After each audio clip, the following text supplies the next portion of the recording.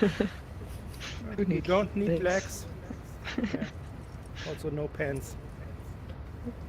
True, true. I mean, who likes to walk anyway? Exactly. It just float. Like, why walking? It's so stupid.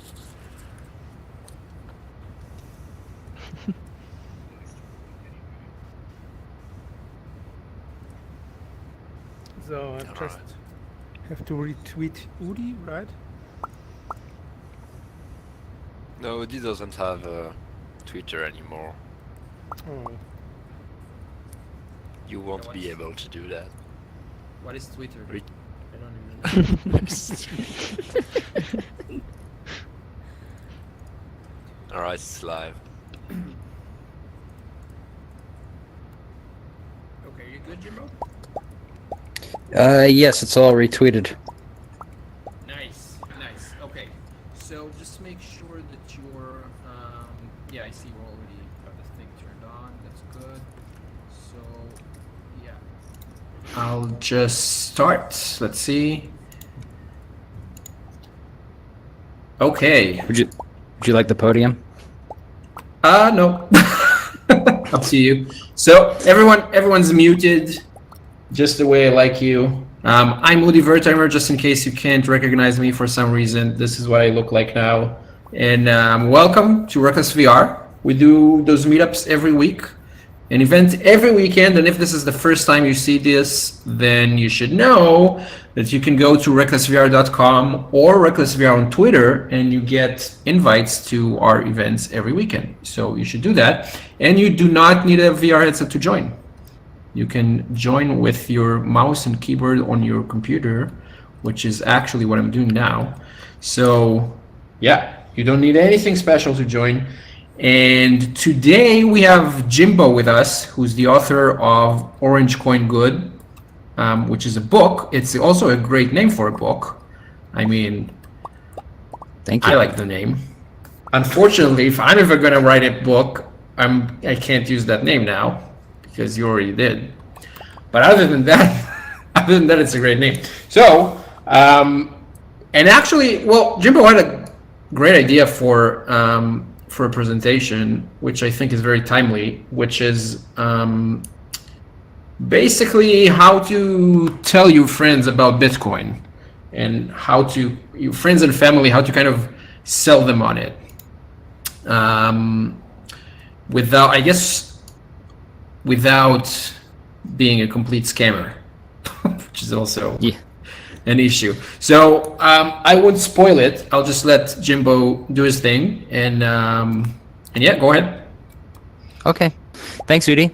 Hi, everybody. As Udi mentioned, I go by Jimbo on Telegram. I'm Jimbo Coin. I'm also Jimbo Coin on Twitter. By trade, I'm a software engineer. I've written a couple of technical books. This book is my first book for a more general audience. What I found was that a bunch of the existing books on Bitcoin really were either very technical or already appealed to a more libertarian audience. And my goal with this book was to try to reach a more general audience of folks. I won't shill it too hard, but if you want to talk to me about it, I'm happy to give you any information. My original title for this talk was The Bitcoin Persuasion. That may have sounded like it was too much proselytizing. Really, what my goal is here is to help maybe provide some tools so that when you talk to your friends and loved ones about Bitcoin, you don't just immediately turn them off. As Udi mentioned, it can sound like a scam. And so the goal here is to not kind of push people away or make them sound, make yourself sound crazy. The talk has really 4 parts. First, I'm going to mention the Bitcoiner's journey, so the steps that people go through and kind of where they are on that journey. Where they are is going to inform what types of things they might be ready to hear. Also, before I get too much further, I think these things have emojis, so if there's like a sleep emoji and you're bored, just do the sleep emoji, because I can't tell if you're sleeping just from your VR character. So you won't offend me. That just tells me that whatever I'm saying is not useful to you, because if I'm not providing useful value to you, then I should move on. So anyway, we're going to talk about the Bitcoiner's journey very briefly. Then I'm going to introduce a concept called tactical empathy. This is techniques for having productive conversations with people.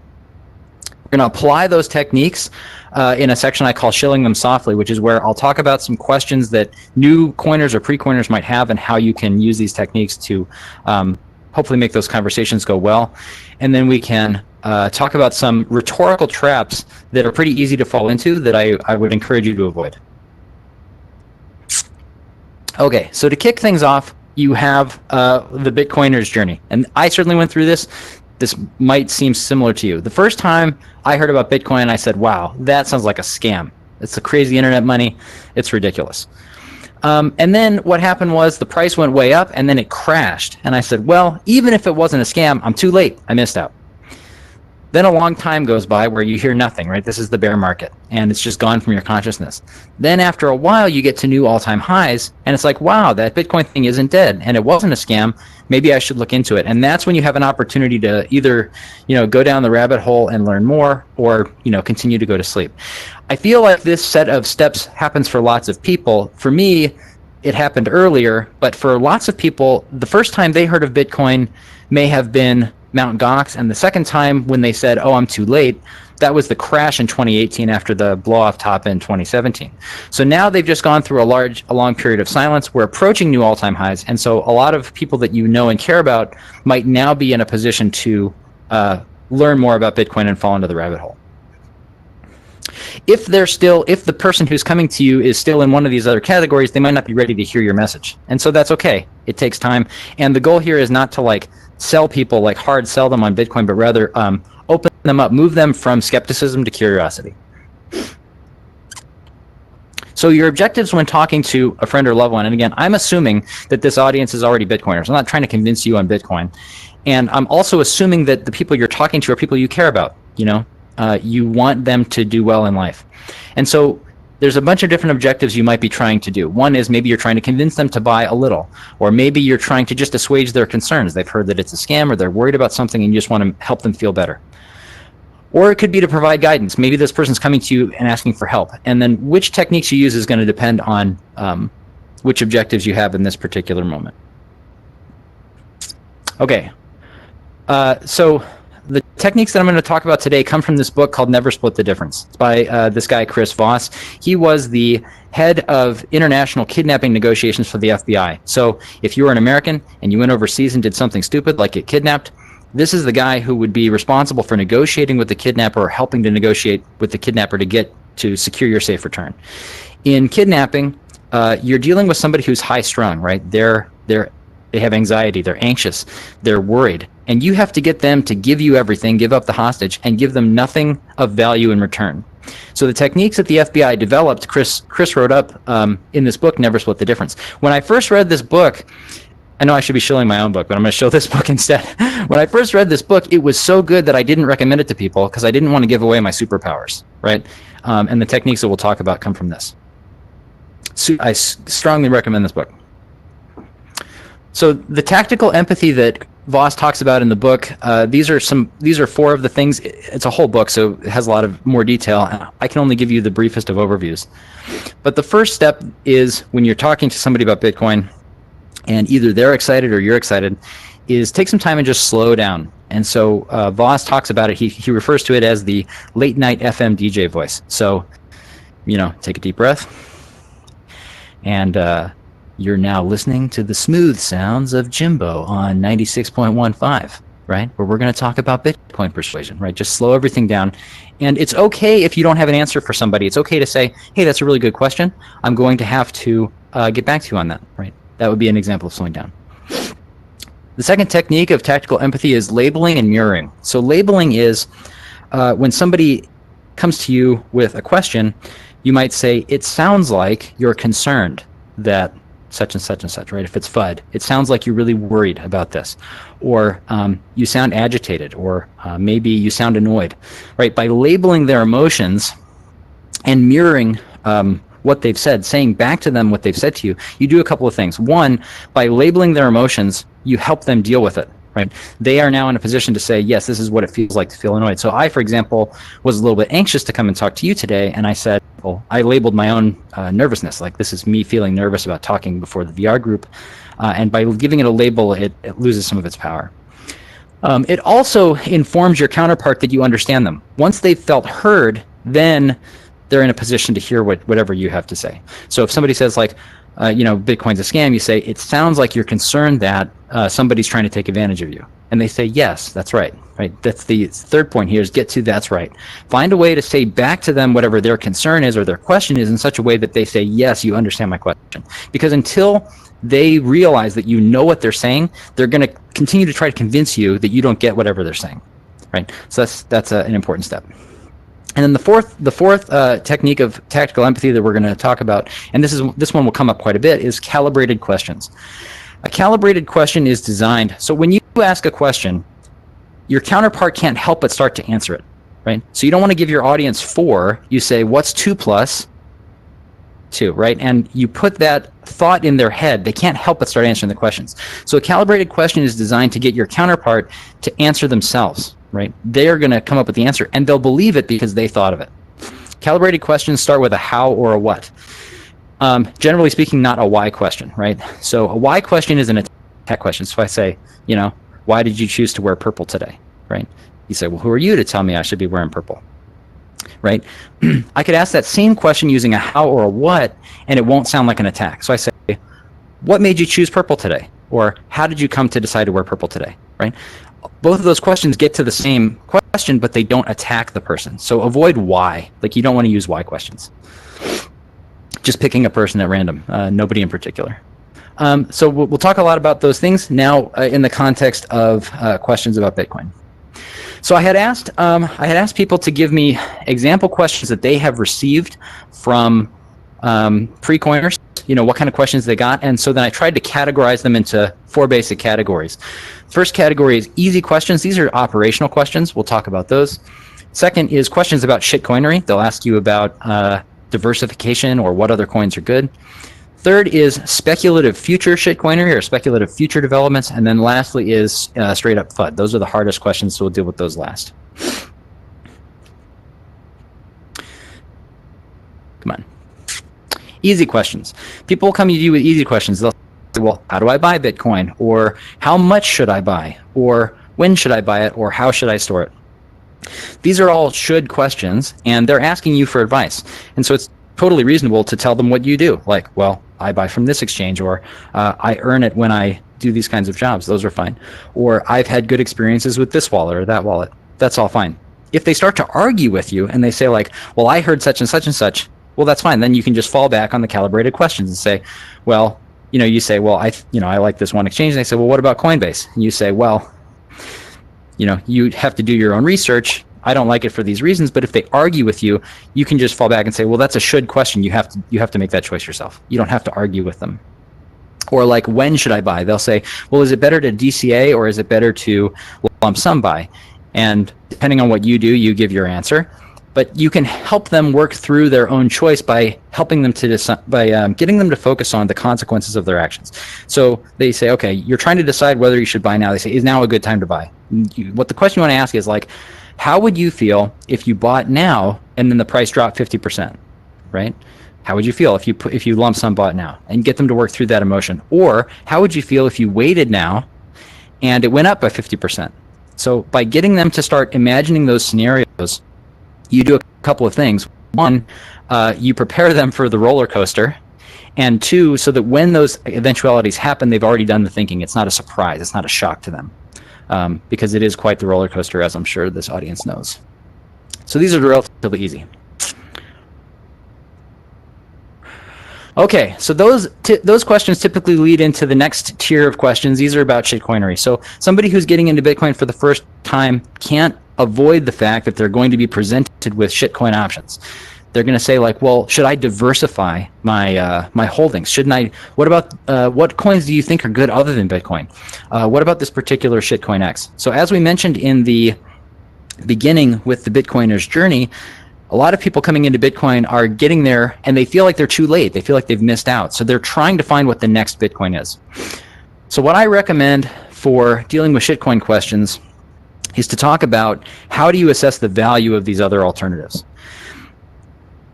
the price of something is whatever you have to pay to get it. So if you earn fiat currency, then for a job or something, then for you the price of Bitcoin is some fiat currency, and it makes sense to look at the price in those terms.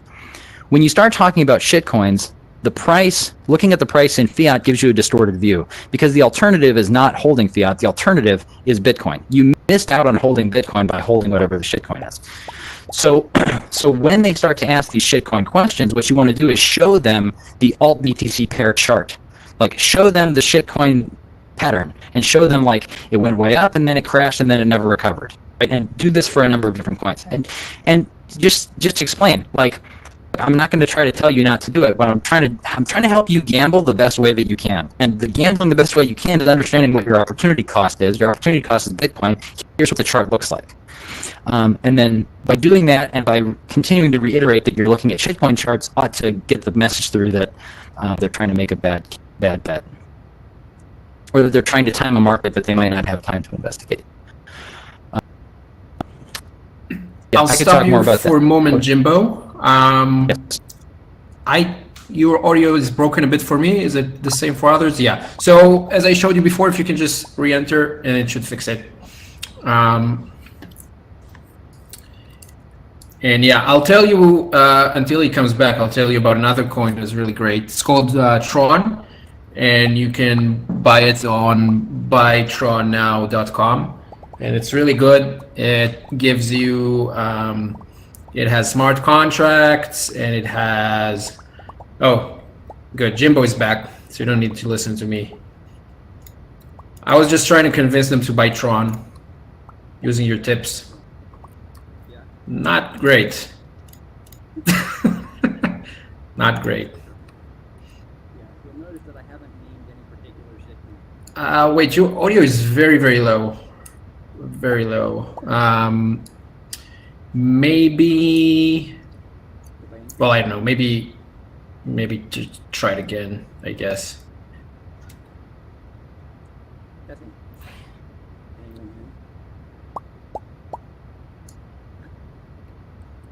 Is it still bad?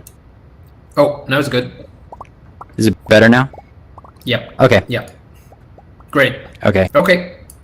Stage is yours. All right. Sorry about that. Thank you for letting me know. I would have no way of knowing because I can't hear myself, so I appreciate that. Okay. So question category 3 of 4 is speculative future shitcoin options. They'll say, well, what's the next Bitcoin? Or they'll say, what about blockchain tech outside of Bitcoin? Or they'll say, what about central bank digital currencies? I'm sorry, I misspelled CBDCs. Could happen to anybody. But it's basically a database anyway, so DB makes sense.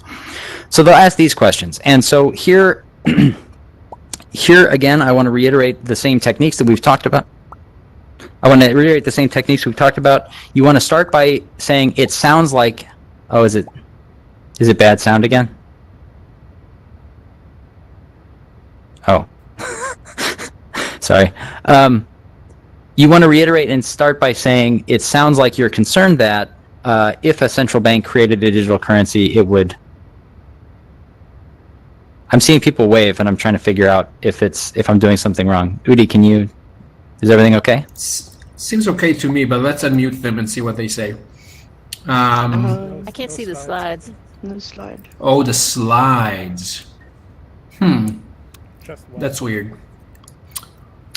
You mean try previous? You know what? I can see it, but you know what? I think it's because I tried to fix this one slide, and maybe there's an issue with this specific one. Can you switch to the next one, and let's see if they see that one? Yep. Yeah. Yeah. Okay. So it's just this one. So just the previous one that they can see. So I guess just tell them what's on there. Sorry about that. That's okay. What does it look like for people in the audience? Like the one that was not working? I think it's just white. blank. Oh, it's just white? Okay, well, yeah, the question was really just around questions of the sort about central bank digital currencies. But let's just move on to FUD anyway, since these questions are even harder. So you're going to probably end up with people who come to you and ask questions like, well, what if the government just bans Bitcoin? Or they'll say, what about 6102 style confiscation? So in 1933, Roosevelt issued Executive Order 6102, which required Americans to give up their gold for whatever it was, $20.75. They might say, well, what would stop the government from confiscating our Bitcoin again like that? Or they'll say, why does it use so much energy? Why are we boiling the oceans? So in these kinds of questions, it's tempting to just give them the answer, which is like to say, what if the government bans it? You say, well, they can't, or such and such. But that's not really persuasive. So what you want to get the person to do is argue with themselves by asking them calibrated how or what questions that get them to explore what they do or don't know about that subject area. So for example, they say, well, what if the government bans Bitcoin? We say, well, which government? Well, the one I live in. Okay, well, what would cause them to choose to do that? Right? What factors would inform their decision to try to ban it? Where would they ban it? You could also ask questions like, when the government bans something, does it immediately cease to be? Right? So for example, it's illegal in many places to smoke marijuana, and yet that's pretty popular. So you can get them to explore the question of what does it really mean for a government to ban it, and how would they do that? Right? How would they do that? What would it mean if they did? Who would be in favor of that and who would not be in favor of that, and what kind of actions would they take? The question of confiscation, similarly, is like, well, you mentioned that the government confiscated Americans' gold. What scenario or what features of that scenario led to that outcome? So, for example, during that time, the Fed was legally required to have to hold 40% gold reserves to back their fiat currency. They had run out of room. They needed more room in order to print more money, and so that's why they confiscated the gold. That condition does not obtain today. Today, the Fed can create as much money as it wants. It's made trillions of dollars this year, and so they have no need to confiscate your gold. They don't need your money. They can just make more money, right? So the same conditions don't apply. The question about the boiling the oceans, how much energy does it use? The way that I like to approach this one is I like to ask the question like, well, how much energy should it use? Right? It's not zero, right? And then that's usually kind of leads like, well, I don't know how much. And you say, well, how much energy does the traditional banking system use? How much electricity do they need to build branch banks and to run the air conditioning to keep them running, or to run Visa's servers, or to run the backup servers, or how much energy is used by all of those employees driving to their offices to do their various jobs, right? Once you get someone to acknowledge that a whole bunch of energy goes into our existing monetary system, now we've moved from it's just bad to how bad is it? Right? Now you're haggling over the price. And so now that you're haggling, they can say, well, it still seems like a whole lot of electricity. Doesn't it use as much electricity as like the country of Ireland or whatever country is popular at the time? And you say, well, maybe, but who should decide how much electricity is used? Right? How do they determine how much electricity is used? Right? And so the answer to the question is, well, the miners are willing to put in the energy because people value the coin. So people who have chosen to buy the coin have contributed their vote, and the person you're talking to, it's like, well, you have decided not to buy Bitcoin, and so you've contributed your vote. You decide not to contribute, and so the amount of electricity that goes into securing Bitcoin is precisely the amount that people want it to be, right? They've chosen that amount, and you can choose to argue against them by just not buying it, and that's the end of that question. That might not be persuasive, but it helps to answer the question by getting them to acknowledge that how much electricity to use is a function of people making a decision, and who makes that decision is everyone. Everyone has a say in that decision. It's not just anyone in particular. So those were the FUD questions I had to talk about. The last little bit I have is avoiding a couple of rhetorical traps. I've fallen into these myself. I've learned not to fall into them. The first one is that analogies are unpersuasive. So when you go to learn something for the first time, you're taking new information about the world and you're connecting it to something you already understand. For that, analogies are very powerful. Analogies are powerful for learning. However, if you're arguing with somebody and they are already on the other side of the argument, your analogy will not be persuasive, because whatever analogy, in whatever way that your analogy is wrong, they'll focus on the way that it's wrong. So for example, let's say I was arguing with Peter Schiff about gold versus Bitcoin. And I said, well, Peter, Bitcoin is digital gold, right? I'm making an analogy. What's Peter's likely response? Well, he's going to say, well, no, it's not. With gold, I can make my cufflinks and I can fill in my teeth and I can do all these things. He's going to nitpick on the ways in which the analogy is not perfect. So the analogy will never be persuasive, right? So analogies are good for explaining. And so when you're talking to precoiners about Bitcoin, understand whether they're already disagreeing with you or whether they're genuinely seeking information. If they're genuinely seeking information, an analogy might help them understand. But also understand that if they disagree with you to begin with, your analogy is not likely to be persuasive, and it's just going to cause further argument.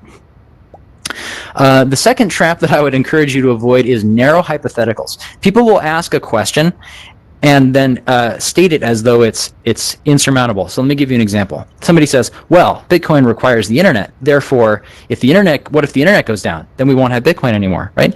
And it's true. If you accept the premise of their question, then you can't use Bitcoin. So how do you answer that? Well, you say, well, how did the internet go down? Right? And they'll say, well, I don't know, it doesn't matter. Well, it very much does matter, because depending on how the internet goes down, that'll inform how we bring it back up. So the question I like to go with on the path I like to talk about on that case is they say, well, you said the internet went down. What are people doing during this time? Is there an army of young men sitting in their mom's basement, like not playing Fortnite? Like, what are they doing if they're not on the internet? Right? So I know that if the internet just went down, I would be standing in line somewhere to figure out how to turn it back on. I'd be volunteering to move sandbags or whatever it takes to get that running again. But when people just say, well, what if the internet goes down, they ignore all of that complexity. So what you want to do is help your counterpart understand that there's a complex world out there of reactions that would occur in any of these various scenarios. One other trap that I would encourage you to avoid that is not on this list because I thought of it late is try to avoid is arguments. People, can I do air quotes with this? Yeah. Is arguments, right? Right. So an is argument is where somebody says, is this a shitcoin or is it not a shitcoin, right? You're arguing over the definition of a word. Words are like variables in math, right? The letter X is not the thing that's relevant. It's what does the X stand for. And the same thing is true of words. So if you're getting into an argument with somebody about the definition of a word, it's unlikely to be productive. It's just, you want to reframe the debate and say, well, I find that arguing definitions is not profitable. What real world consequence is there for it being this definition or this other definition, right? That's where you can kind of reframe and move the debate in a more positive direction. All right. So thank you very much. That's all I had to talk about. We discussed the Bitcoiner's journey. We talked about tactical empathy. We mentioned a couple of different pre-coiner questions, how to answer them, some problems to avoid, and I'm happy to take any questions that anybody has. Thank you. Awesome. Great. I loved it. I love the air quotes too. Thanks. That. I tried to do air quotes without clicking anything a few times and it didn't work. It wasn't very persuasive. So I guess what we'll do now, we can kind of open this as a discussion and kind of, if you guys have any questions about persuading people about Bitcoin or about specifically the talk, then you can click the raise hand button that is on your bottom right of the screen. So again, it's the raise hand button. It's on the bottom right of your screen. You can click that and I'll be able to let you ask a question. So let's start with Anne. Anne, go ahead. A commentary on something that's been helpful for me on the boiling oceans question is also talking about what is the energy type and the energy mix that's going into the mining. And so I get into, if it was all solar, then would that be a problem for you? So it's not so much the amount, it's the type. And then also looking at the potential to co-locate with energy sources, which is something that we can't do with most other things in the current system. Yeah, that's a really good point. Yeah, I love your point about the energy mix. And I think sometimes people will talk about using Bitcoin mining to use waste energy, energy that otherwise it was being made but would otherwise be wasted. And to your point about solar, hydroelectric dams create a lot of energy whether anybody needs it or not. So that's another one that the electricity's there anyway, and Bitcoin is just soaking up whatever it can find. Those are good points. Thanks, Dan. And again, if you guys want to ask a question, on the bottom right, there's a button that says raise hand. You can click that and I'll let you speak. And before that, I have a question, Jimbo. So do you think that, like, should we do that? I get the how, but should we? Because, you know, I'm thinking about friends who probably last time when we were around those prices, they were running up to me 3 years ago and asking, well, should I buy Bitcoin? And my answer was kind of, well, if you didn't buy it that so far, then maybe don't. Maybe wait, because things are crazy. Maybe wait, you know. And they were kind of happy with that advice a month or two later. So should we even try to convince people to get Bitcoin? Yeah, so that's a great question. It's a should question. The question was, should we try to convince people to get Bitcoin? I can't really tell you what you should do. What I can do is I can tell you what I do, which is I try to explain that what I try to do is explain that, at least from my perspective, there's nothing else, right? When I talk to people, they say, like, should I buy Bitcoin? What I say to them is like, well, what else is there, right? So we tend to think of, there's this expression like money, quote unquote, flows into Bitcoin. Wait, hold on. Flows into Bitcoin, or it flows into this, that, other thing. But really the money doesn't flow. On the other side of any transaction is somebody else. So if I buy Bitcoin, somebody else sold Bitcoin. The money didn't flow in any particular direction. There was an exchange that occurred. So, but from the perspective of a person, you have to decide if you're not holding Bitcoin, what else are you holding? Are you holding dollars? Are you holding, is your money tied up in real estate? Is it in stocks? Like, what else is there that you could have done, right? What is the opportunity cost? And so then I get into, well, Bitcoin is the only thing they can't make more of, right? There are two scarce resources, time and Bitcoin. Everything else they can make more of. They can build new real estate. They can build new land, right? They can replenish beaches. They can make new land habitable that wasn't habitable before. They can make more land. There's always new stocks that are being listed. They can obviously print more money, right? But the one thing they can't make any more of is Bitcoin. It's the only thing that there's just strictly limited amount of. So when people ask me if they should buy Bitcoin, my answer to them is like, well, what's the alternative? Like, what alternative what are you giving up? Like, you're giving up the only thing they can't make more of is Bitcoin. Like, what else is there to have? That's the answer I give people. I love it. Thanks. Awesome. Yep. Okay, let's see. Next question is from BTC Kitty. Go ahead. Hi. So the boiling oceans thing. Yeah. Sometimes I get that from people, and then they say, but Ethereum is proof of stake, so it's like, yeah, that's going to take over Bitcoin because proof of stake is much better because it's much more environmental. What do you say to the ETH-tards? That's a great question. So my answer on proof of stake is that's the way everything already is, right? Everything already is proof of stake, right? The powers that be have a stake in saying how the rules are, and it's not me. So Bitcoin offers me an opportunity to voice what I would like it to be. I run my own node. It runs my rules. Those happen to be the consensus rules that other people agree to, right? But I have veto power over what my node will accept. I don't have that power in any other area of life. So when they talk about proof of stake, to me, proof of stake is not an innovation. Proof of stake is the status quo. The world already is proof of stake, and I don't have that stake. That's my answer. Thank you. Well, I know all of that. I just did none of the things I just said, right? I didn't ask any questions, like calibrated questions, or like try to slow down or anything.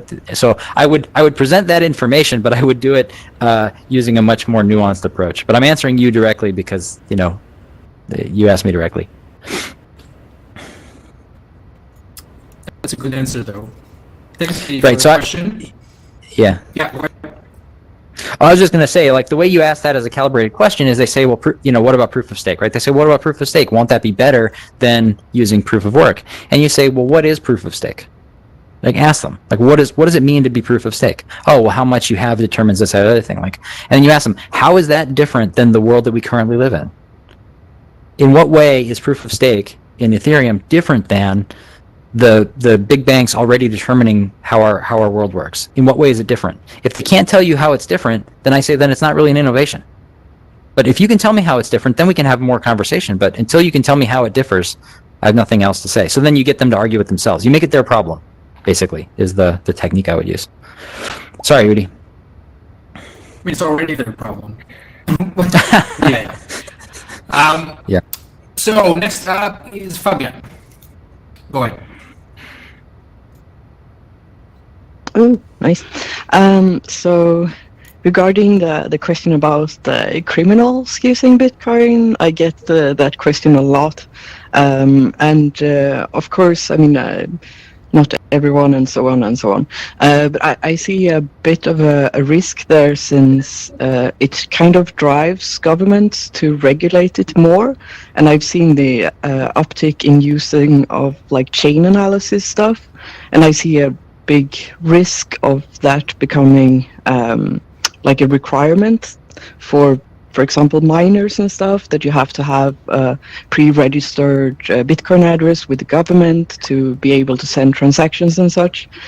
And the only ways I've seen to go around this is to have like immense technical knowledge, and so then the like the knowledge you have to get into Bitcoin is so huge. So then, are you then just going into it without the technical knowledge and just be like, okay, if the government does this, I guess I'll just have to go along with it, or otherwise I will have to like educate myself into a programmer. Yeah, thanks. Yeah, thanks. It sounds like you're concerned about intrusions by the government to try to create more regulations or to make it harder. That's certainly a valid concern. I think that it depends on what country you're in, because all these different countries have their own different ways of doing things. There are some supranational guidance bodies like the FATF that provide guidance, but then it's up to the individual countries to implement that guidance. I don't know. I don't have any kind of quick answer to that question, because it sounds like there's just a lot of it's a lot of concerns, and it branches out. So you start to say, well, what if they do this? How would Bitcoin respond to this kind of an intrusion? And so you start to work through those game theoretic things. So yeah, sorry. Yeah, well, it's already happening. So I work for an exchange, and so I see that we get so many more restrictions from like the police and now like I think it's like in 2024 the EU is going to have like a rule that will apply for all of the EU countries, and it looks like they definitely want to have this like that you can't go to an exchange and buy Bitcoin to an address that isn't pre-registered somewhere, or that you have not used like if it's connected somehow to something that could be a dark market or something, then it will just be banned. And so then like if you want to go into it will be like more surveilled than the fiat currency we have today, and that scares the shit out of me, really. Yeah, no, those are good questions. So this is about the requirement that a withdrawal address be controlled by or identifiable by the person who's doing the withdrawal.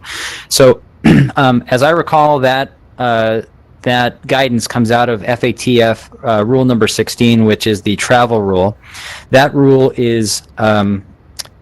talks about wire transfers, and it specifies what information a regulated financial institution has to maintain about both the sender and the recipient of a wire transfer. And so the question then before regulatory bodies like those in the EU is whether or not transfers of cryptocurrency that are handled by regulated entities are subject to the travel rule number 16. Like, are they required to capture the information about the sender and the recipient? They already have the sender information because you're logged into their site or whatever, but then the recipient, are they also required to know, does it count as a wire transfer? Should it count as a wire transfer? Those are the questions.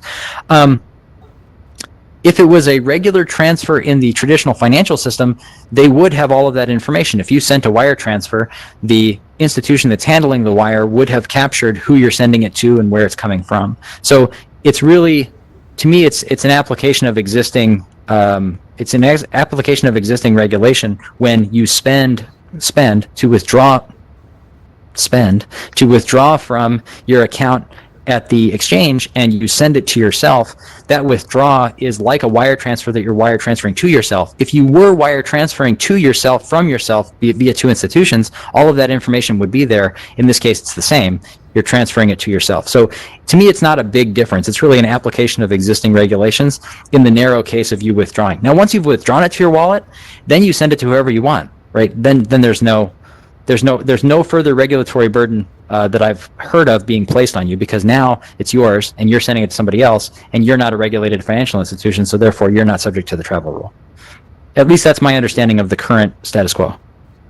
Yeah, unless they impose it on minors. Right, that would be an interesting question, right? Yeah. I haven't seen any. That's the kind of thing people get worried about. I haven't seen anything that leads me to conclude that they're trying to go after minors. Everything that I've seen seems to be that they're trying to go after institutions that deal with the fiat currency. That's kind of their model. And it makes sense that it's their model, because the existing status quo model has central banks that then deputize regional banks and other banking institutions to carry out their policy. And so it's very much a working with the intermediaries kind of a model. And that's to me, that's where I see a lot of the regulatory effort. Even the most recent bill, people were talking about this bill that might put a burden on, I forget how it was worded, like monetary equivalence or something. It was like the FDIC, the recent FDIC proposed legislation in the House. What was it? HR 8829? Something like that. Anyway, I read that. By the way, I'm not a lawyer. I write CSS rules for a living. But the way that I read it, it seemed like, again, they were trying to regulate stablecoins and the issuance of those stablecoins and the handling of the backing of the stablecoins. They weren't trying to get involved in the actual execution of the Ethereum network or any trade like that. That was my read of that application. So it is definitely good to be eternally vigilant to these kinds of risks, and I share the skepticism and the vigilance. I just want to see the world as it is, not worse than it is. And so to me, yes, these are concerns. I don't see them. I basically, all of the regulatory agencies that I've looked into are disclaiming any responsibility for Bitcoin itself, right? So the CFTC in the United States, the Commodity Futures Trading Commission, they say, well, we exchange commodities futures market, but Bitcoin is not a future, it's the thing itself, and we don't regulate that market itself, so it's not on us, right? The FinCEN says, well, we regulate regulated financial institutions, but the Bitcoin network itself is peer-to-peer. That's not us either, right? The SEC says, well, Bitcoin's not a security, so that's not really on us to regulate. Right? Claiming responsibility. Nobody wants to take responsibility for the thing they actually can't regulate, which is the network itself. At least so far. Awesome. Thanks, Fabian. And next one is from MZ. What?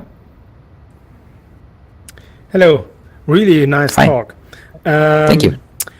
So sometimes friends come up to me and say, "Oh, I thought about buying Bitcoin, but now that it is at maybe $600, I'm clearly too late.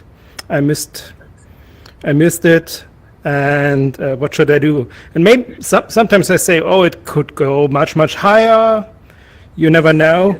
But I'm not trying to sell it to them. But what would be the right approach to people like this? They already thinking about it, but saying, "Oh, now that it's price X, I'm too late." Yeah. That's a great question. The question is, people feel like they've missed out. What do you tell them? So one thing that I like to do with my friends and loved ones who are interested in is I help them get a wallet. Like let's install a wallet, and I'll send you a little, right? And then that makes it more concrete. It makes it more visual. They've seen it work. Like, okay, now you see that you can get some. This is what we're talking about. It's a network that allows you to hold and transmit value. And here I've transmitted you some. So helping them get over the hump of having any, you can do by just sending them a little on a wallet. And now the question is just how much do you want or not want? And so to answer your question where they say, well, what if I'm too late?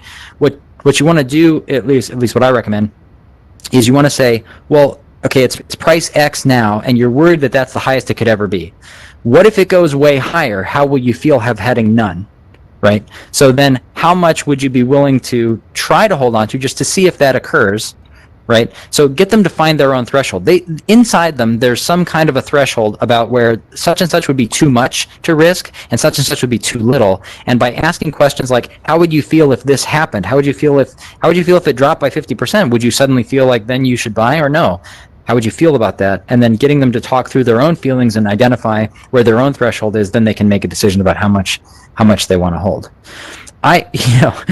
Full disclaimer, I am super irresponsibly long Bitcoin, but I admit that my preferences are not everyone's preferences. So, you want to respect them, and then just find out, like, how are you going to feel if you were right about this? How are you going to feel if you were wrong about this? That sort of thing. That's my recommendation. By the way, if anyone's not super responsibly long on Bitcoin, you can leave now. You can find the exit button on the settings menu. Yeah. Thank you, MZ. And the next question is from Tango. Go ahead. Hello, you can hear me? Yes. Great. Yeah, I guess kind of spinning off of a lot of the similar questions here as well that we've heard today.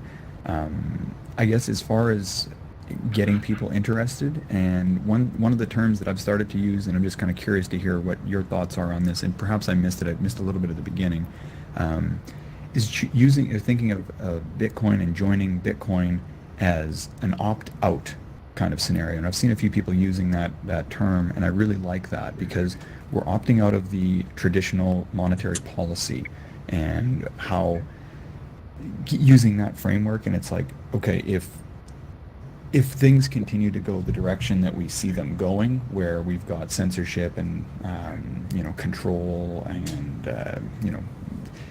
these kind of things that are going in more of the Orwellian future, and I believe that Bitcoin is still going to stay censorship resistant and all these other ideas. So towards the whole idea of like opting out, maybe just to expand on that, just as like we look at not having restrictions on the digital dollar, and if you're whether you decide to be a good patron in society, and whether you get your digital dollars or not, or you get your access restricted. So just maybe if you can expand on that, and if that makes sense at all. Thank you.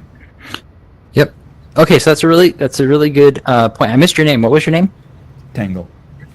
All right, Tango. Thank you for the question. That's a really good one.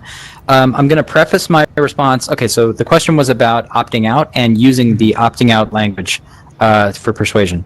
I'm going to preface my following comments with, sometimes I think in paragraphs and then I end up with these huge walls of text. So what you're about to hear is the equivalent to that, and I'm sorry. Very great. Okay, so our political system tends to collapse everything into one dimension. It's left, right, blue team versus red team. Mm-hmm. In reality, I believe that political orientation is a higher dimensional space. There's another axis, the liberty axis. So when you collapse everything to the one axis, left versus right, blue versus red, you omit people who say, well, I don't want any intervention. I'm somebody else. Right? There's a third cluster. So there's really three clusters. In the third cluster, the traditional libertarians, who would be gold bugs, and now Bitcoiners, that third group get it, and they find that opting out is a really persuasive argument.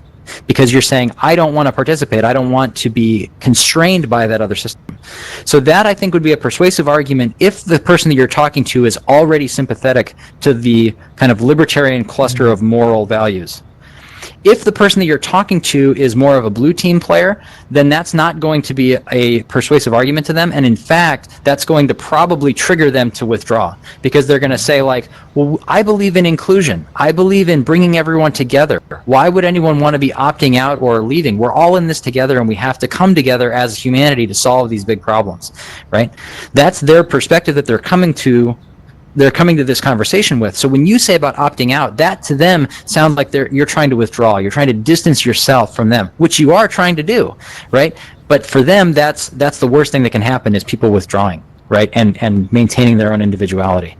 So that argument about opting out is persuasive for a particular subset of society, but you need to know who you're talking to about whether or not that's going to work. That'd be my That'd be my recommendation. Yeah, thank you very much. Yeah, that's definitely giving me a different perspective for approaching that, because you're very right in how that interaction with, like you say, a blue team member or an extreme bluist in that sense. As we try and cohese together. One other thing I wanted to ask, one other thing too, is in regards to tapping unused energy and whatnot. I'm up in Canada, and I've been a part of the oil industry for some time. And for example, there's remote areas that have, let's just say, trapped gas, for that matter, and it's no longer profitable at the current prices to get this gas, bring it out, yada yada. Is there a issue with network connection and connecting to actually connect to the blockchain and getting and perhaps being to win the competition of the block when you're out in a remote area with bandwidth restrictions and whatnot? Is that a bit of a concern at all, or is there ways around that? Sure. So let me again preface my perhaps long-winded response by saying I'm sorry, but you're entering into an area that I'm not a super expert at. Okay. But I would point out that when a miner is communicating with other miners, there are two ways. Technically, you'd think that they need the whole block in order to do all the validation and make sure that block is valid. But there's a much smaller piece of information called the block header, which if you have that piece of information, you can continue mining. So what you find sometimes is a miner will find 2 blocks in rapid succession, and the second block will be empty because it's more profitable to start mining on the header even before the new batch of transactions occurs. And so you end up with like block and then empty block. And that occurs from time to time. So when you have a remote node, it still needs to get at least the header, and you're then subject to the latency between your mining rig and the rest of the network that issued that header. Right. So I would say you might be latency bound, but again, because blocks are every 10 minutes, I don't know to what degree you're at a significant disadvantage relative to somebody who's nearer. It's not like you're on Mars. I mean, that raises new problems, but Alon will deal with those. Okay, very good. Thank you. If I could just circle back real quick to the point about the different moral preferences and kind of the multipolar world of politics. If anyone's interested in that subject, I would strongly recommend the work of Jonathan Haidt, H-A-I-D-T. He had a TED Talk in 2008 or 9 where he talks about the polarity, the blue-red polarity, and then he's done a lot of research on these moral foundations, which are kind of like taste buds. And I could talk about those, and I'd be happy to do it maybe at a future VR meeting if Udi has somebody cancel on him. But for folks like us, we hold up liberty as kind of our highest moral value. Like, let me choose what I want, and then anything else is kind of secondary. For some people, their highest moral value is care, right, or harm. Is somebody being harmed? That's more important than any amount of freedom. And understanding the moral preconditions of the people you're talking to will inform which types of arguments are going to be more or less persuasive to them. Right. So yeah, Jonathan Haidt. Yep. Yeah, Jonathan Haidt, that's great, and thank you for bringing up this the concept of like something other than left and right as well, because I really like that and I want to explore it, because I'm really struggling with that these days, because I'm definitely somewhere between. So Jonathan Haidt, thank you. Yeah. Well, the problem. The problem is that gold team or orange team hasn't had a voice, because in a model where everybody defends their property by ganging up and creating larger and larger institutions, the individualist, the person who wants to be left alone, can't really easily organize. I mean, I like to say libertarians are unorganizable, right? There's just no way to get people who, if your highest moral value is I'll do whatever I want, how are you going to be on a team with other people? Like it's kind of an oxymoron. But Bitcoin, for the first time in human history, gives us a way to coordinate our activities in such a way that doesn't require us to all agree. We all consent to this system, and that's why, in my opinion, Bitcoin is a phase change in humanity. Prior to humanity, prior to Bitcoin, it may have made sense to collapse the political spectrum down to a single axis, right? But now we have an opportunity to coordinate in ways that don't require us to rely on ganging up on each other. Beautiful. Sorry, Thank you. I'll get off my soapbox. I liked it. All right, thank you very much. Yep. Thank you, Django. We have another one from Kitty. So go ahead, Kitty. Hi. So I actually have a question about that book, The Never Split the Difference. So I've read books about techniques of how to do things and stuff, but I've never actually been able to incorporate it into my life. I'm wondering how you actually did that. Yeah, so that's a really great question. How do you incorporate the stuff? So the book, I'll mention about. I'll give a little bit I'll give a little bit of information about the structure of the book, and then I'll answer your question about how I applied it. The structure of the book is such that it alternates between stories from actual FBI kidnapping, high tension situations. So it reads like narrative, and then it works in the techniques that they discovered or used or perfected in order to produce good outcomes from those kidnapping situations. So it's an enjoyable read from the perspective of it's a bunch of short stories, each of which are kind of highly intense, and then it also gives you tools. A lot of this stuff you can use just in regular life when you're talking to people. So I have a couple of kids, and I have found that some of the techniques work really well on them. So, for example, labeling their emotions. It sounds like you're upset that we can't do this today, right? And they say, yes, I feel that way. And now you've created some bond with them. You've heard them, and they feel heard, and now they're ready to hear whatever you might have to say. I have tried labeling. One of the things that it talks about in the book is labeling emotions and over-labeling. So over-labeling is when, okay, so let me back up. One of the techniques in the book is you want to phrase your questions in such a way that no is the answer you want, because people like to say no. No is the default. So if you want to go get somebody's attention and you walk up to them and you say, is now a good time to talk? Right? Yes is the answer you want. And they're going to be like, I don't really want to. Do I really want to talk to this person? I don't know. Okay. So you don't say, is now a good time to talk? You say, is now a bad time to talk? Right? Now, no is the answer you want. And no is the default answer, and they'll probably talk to you. If it really is a bad time, they'll say, yes, it's a bad time. And now you know that they really mean it. Right? So you want to phrase questions in such a way that no is the answer. So one version of that is over-labeling somebody's emotions. So let's say somebody's a little annoyed. You say, it sounds like you're really furious right now. Okay? Now, what they say is, no, I'm not furious. And they start talking themselves down from their annoyed position, right? So I tried this with my kids, where I would it sounds like you're really mad right now. It sounds like you're really furious. And what I found was this is not a good technique for children, because children will follow you as the adult to where you're saying that they are. They will treat your analysis of their feelings as their true feeling.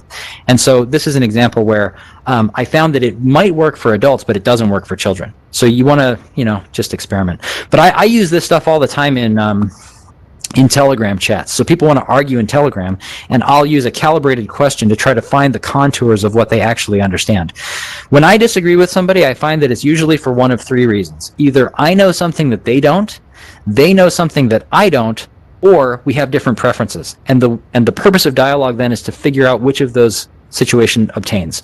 Is it that they know something I don't? If so, then I want to know it. And asking them questions is going to get me the information that they have that I don't yet have. If I know something that they don't, they're not going to listen to me until I've heard their position. So I want to ask them questions to find out what their positions is so they feel like they've been heard. And if we have different preferences, that may be insurmountable, but hopefully we can still be friends anyway, and we can identify the way in which our preferences differ and acknowledge that they're just preferences. So that's how I use them in my real life. I do actually use the techniques from the book all the time, just in regular conversations. Or, let's say somebody, you're at work and somebody wants you to do something and you don't want to do it, right? The calibrated questions are a way to make it their problem. Like they'll say, hey, I really want you to take. Well, how can I do that when I have all this other work to do, right? You've said no without saying no, right? Now it's their problem. Well, they might say, well, that other stuff isn't important. Like if it's your manager, it's like, well, great. Like then I don't have to do this other work anymore. Or they might say, oh, I can see that you're too busy, right? So I don't know how to say. A lot on like first the people you're close with, and then kind of expand, or did you practice it more like on the internet? I mean, I'm guessing it's something you have to practice and get used to.